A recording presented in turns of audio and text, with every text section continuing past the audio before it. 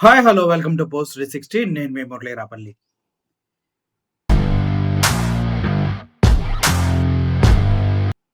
తిరుమల తిరుపతి ఘటన అందరినీ కలిచివేస్తుంది, అందరినీ బాధ పెడుతుంది.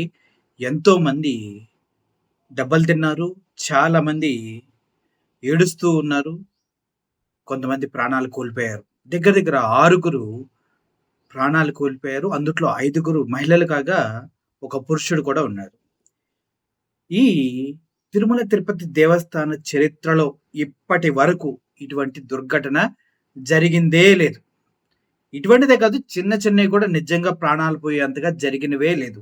కానీ, కానీ మన కూటమి ప్రభుత్వంలో ఇటువంటి దుర్ఘటన జరగటం, ఇంతమంది ప్రాణాలు కోల్పోవటం, చాలామంది గాయాలతో హాస్పిటల్‌లో జాయిన్ అవ్వటం, ఇదంతా చాలా పెద్ద విషయం. మనం అనుకుంటున్నంత చిన్న విషయం అయితే కాదు.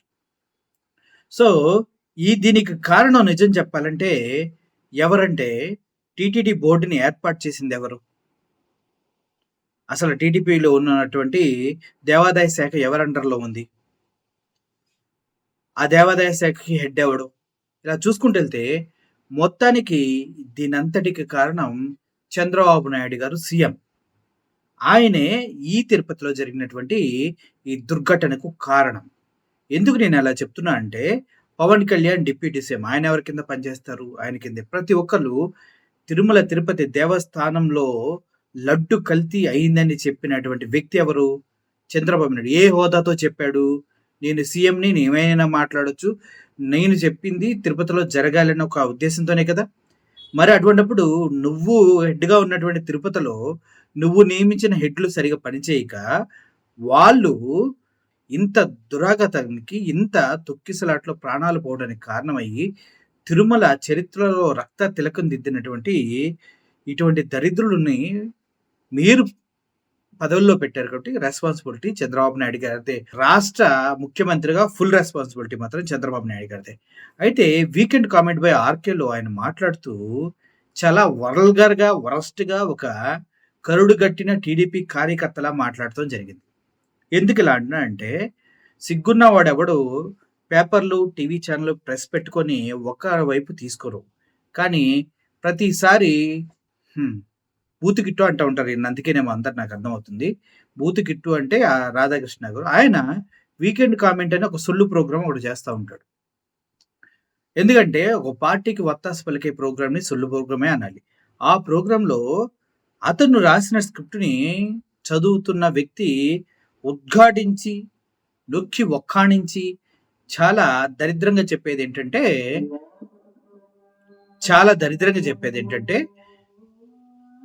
దీంట్లో పవన్ కళ్యాణ్‌కి ఏంటి సంబంధం అని చెప్తుంది. ఒకసారి మీకు వినిపిస్తా వినండి. తొక్కిసలాట సంఘటన తర్వాత జరిగిన సన్నివేశాలు మాత్రం జుగుప్సాకరంగా ఉన్నాయి. కొండ మీద ఏం జరుగుతోంది అన్న సందేహాలు తలెత్తాయి. ఈ సందర్భంగా రాజకీయాలు, వ్యక్తుల మధ్య వైషమ్యాలు బయటపడడం శోచనీయం. జుగుప్సాకరం ఎవరికి జరుగుతుంది? చివరికి గేట్లు తీసి అంతమంది చచ్చిపోతే ఒక దగ్గరే చచ్చిపోయాడని ప్రోపగండా చేస్తుండ్రు. ఎన్నైతే కౌంటర్స్ ఉన్నాయో అన్ని కౌంటర్స్ దగ్గర ఇటువంటి ఘటనలు జరిగాయన్న విషయాన్ని ఎందుకు చెప్పట్లేదు? ఇది కదా జుగుప్సాకరం. ఇది కాదా జుగుప్సాకరం. అక్కడ ఎవరు శ్యామలరావుని, అదేవిధంగా చైర్మన్ బిఆర్ నాయుడిని, అదేవిధంగా అసిస్టెంట్ ఈవో వెంకయ్య చౌదరిని కదా అరెస్ట్ చేయాలి. వాళ్ళపైన కదా కేసులు పెట్టాలి. కానీ ఎందుకు పెట్టలేదు కేసులు? ఇది కదా జుగుప్సాకరం అంటే.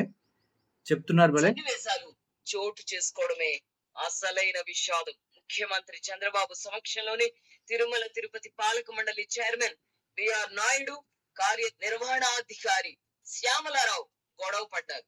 బాధ్యతాయుతమైన స్థానాలలో ఉన్న వారి మధ్య భేషజాలు ఏర్పడి భక్తులకు సౌకర్యాలు కల్పించే విషయమై సమన్వయం కొరవడ్డట్టు స్పష్టమవుతోంది. చంద్రబాబు నాయుడు గారి నియమించినటువంటి బిఆర్ నాయుడు, చంద్రబాబు నాయుడు గారు నియమించినటువంటి శ్యామలరావు, చంద్రబాబు నియమించినటువంటి సో కాల్డ్ వెంకయ్య చౌదరి, వీళ్ళంతా చంద్రబాబు నాయుడు ముందు కొట్టుకుంటే ఏమవుతుంది? అసలు చంద్రబాబు నాయుడుకి వాల్యూ ఎక్కడుంది అక్కడ? వాల్యూ లేదు కాబట్టి కొట్టుకుంటారు, తిట్టుకుంటారు, అరుచుకుంటారు. ఏరా, ఒరే, అరే, ఒరే అని ప్రేమగా మాట్లాడుకుంటారు. దాన్ని ఎందుకు ఇంత సీన్ చేస్తున్నారు మీ అందరికి తెలుసు కూడా. మరీ కామెడీ చేయకండమ్మా. మరీ కామెడీ చేయకండి. ఇక్కడ పిచ్చోడు ఎవడు లేడు. సమన్వయ లోపం మీ మధ్యలో లోపించింది. ఎందుకో తెలుసా? మీ శ్యామలరావుకి, మీ బిఆర్ నాయుడికి, మీ చంద్రబాబు నాయుడు గారికి, మీ వెంకయ్య చౌదరికి, మీ అందరి మధ్యలో సమన్వయ లోపం వచ్చింది. ఎందుకో తెలుసా? దీనికి బాధ్యుడు నువ్వంటే నువ్వు, నువ్వంటే నువ్వు, నువ్వంటే నువ్వు అందరూ కలిపి చంద్రబాబు నాయుడు గారిని కూడా బాధ్యుడిని చేశారు కాబట్టి కొట్టుకొని, తిట్టుకొని సస్తన్నారు. అర్థమైందా? ఇది చిన్న పిల్లల మైండ్ సెట్ అన్నమాట. ఒకటో తరగతి పిల్లలు చాక్లెట్‌ల కోసం, పెన్సిల్స్ కోసం కొట్టుకుంటారు కదా! అది నాది, ఇది నీది అని. అదనమాట ఇది. చంద్రబాబు నాయుడు గారి దగ్గర కూడా జరిగిందదే. అంటే చంద్రబాబు నాయుడు గారు ముందే కొట్టుకున్నంతగా వాళ్ళు వెళ్లారంటే, చంద్రబాబు నాయుడు గారు ఎంత చేతకాని సిట్యుయేషన్‌లో ఉన్నారు. లేదంటే వాళ్ళకి అంత ఆధిక్యం చంద్రబాబు కన్నా పైన ఆలోచించే శక్తి వాళ్ళకుంది. ఏముంది ఏం చేస్తాడులే అసలు ఏం పీకుతాడన్నాడు. అవునా కదా! ఏం పీకుతాడో, ఏం పీకడో కొట్టుకుందాం అనుకుంటూ కొట్టుకొని ఉంటారు. అంతే కదా! కీలక పదవుల్లో ఉన్న వారి మధ్య ఆది సింబల్ గా పరిగణిస్తున్నారు. సొంత పలుకుబడి పెంచుకోవడానికి దాన్ని ఒక సాధనంగా వాడుకుంటున్నారు. దర్శనానికి వచ్చే ప్రముఖులతో పరిచయాలు పెంచుకొని తద్వారా తమ పలుకుబడి పెంచుకోవడానికా అన్నది ఇక్కడ కీలకం. నిజానికి అఖిలాండ కోటి బ్రహ్మాండ నాయకుడిని దర్శించుకోవడానికి వచ్చిన భక్తులకు మాత్రమే దేవుడిపై భక్తి ఉంటుంది. ఆ దేవుడి పుణ్యమాని కొండ మీద కొలువులు చేస్తున్న వారిలో కొందరికి దేవుడిపై అంతగా భక్తి ఉన్న దాఖలాలు లేవు. నిజంగా ముఖ్యంగా దేవుడి పైన కొలువులు చేస్తున్న వాళ్ళకి వదిలేసేయండి. రాష్ట్ర అధినేత చంద్రబాబు నాయుడు గారికి ఉందా భక్తి భావం? ఉందా చెప్పండి ఫస్ట్. తిరుమల తిరుపతి దేవస్థానం ఎంప్లాయీస్ని తీసేయండి, భక్తి భావం ఉందో లేదో పక్కన పెట్టి. చంద్రబాబు నాయుడు గారికి ఉందా? ఉంటే క్షమాపణ ఎందుకు చెప్పలేదు? వీళ్ళకి కాదు, దేవునికి చెప్పొచ్చు కదా. దేవా నీ సన్నిధిలో ఇంత ఘోరం జరగడానికి కారణం నా గవర్నమెంటే కారణం అని చెప్పొచ్చు కదా. దేవుడికి చెప్పాడా? లేదు. భక్తి లేదు, తొక్కలేదు. ముఖ్యంగా అది చెప్పండి అమ్మా.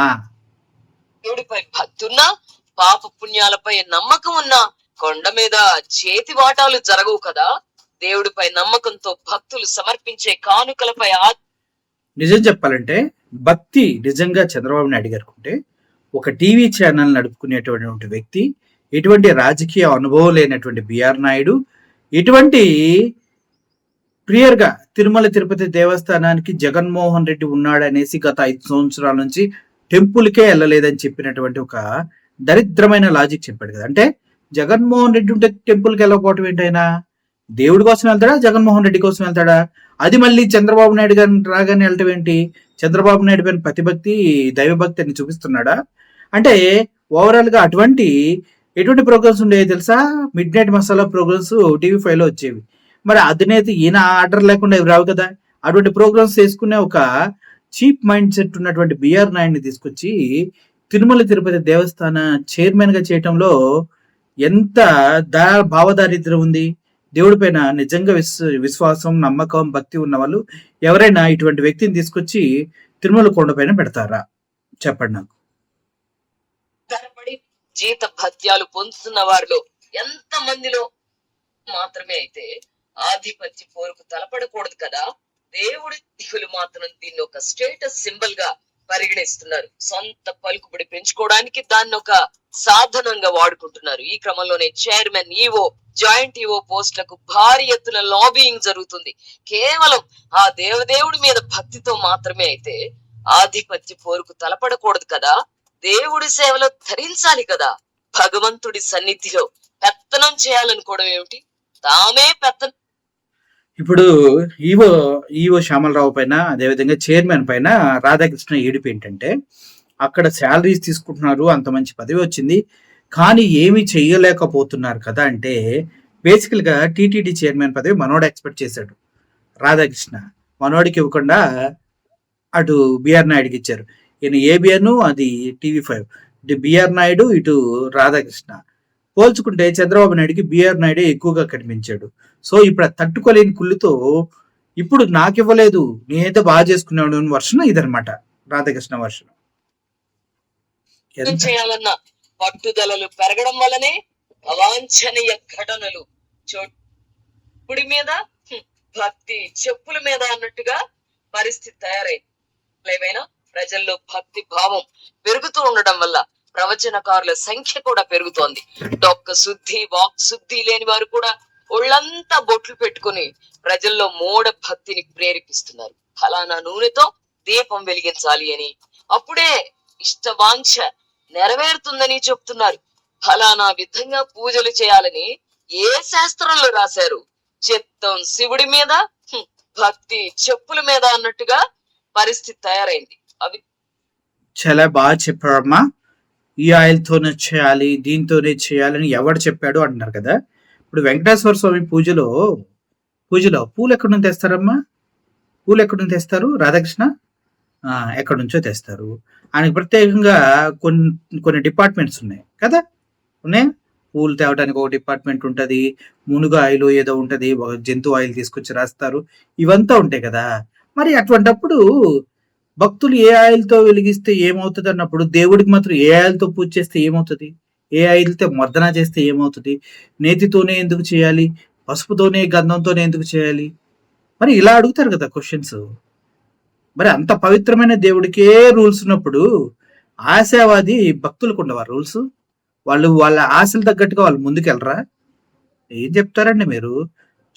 భక్తి ఆ చిత్తం శివుడి పైన, భక్తి చెప్పుల పైన అంట. డైలాగ్. ఫలానా విధంగా పూజలు చేయాలని ఏ శాస్త్రంలో రాశారు?